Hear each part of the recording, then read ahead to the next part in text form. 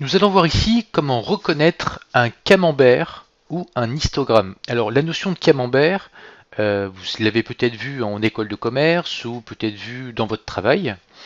Et bien en réalité, ça ne s'appelle pas du tout comme ça dans Excel, ça s'appelle un secteur. Donc nous allons différencier la notion d'histogramme de la notion de camembert ou de secteur. Allez, c'est parti. Je sélectionne donc ici la zone concernée, mon prix unitaire par exemple, et je vais donc insérer un graphique. Il y aura un chapitre dédié à ça. Je vais dans Insertion et je vais aller chercher donc le graphique qui correspond à un histogramme. Donc voilà comment ici matérialiser un histogramme. Ce sont des barres. Insérer un histogramme. Et je vais en prendre un par exemple. Ça, il s'agit ici d'un histogramme. Donc je recommence. Je sélectionne ici la zone concernée.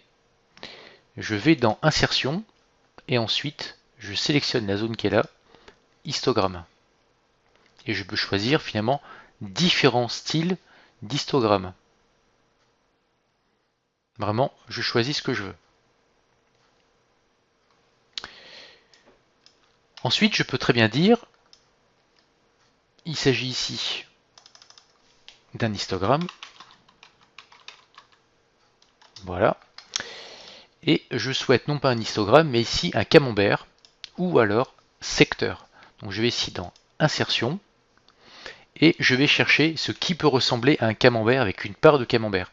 Donc on retrouve ici cette partie-là, insérer un graphique en secteur ou anneau. Donc ici, je peux choisir les différents styles finalement de camembert. Celui-là est sympathique. Voilà, donc là il s'agit ici d'un camembert. Voilà, c'est très simple. Merci d'avoir suivi.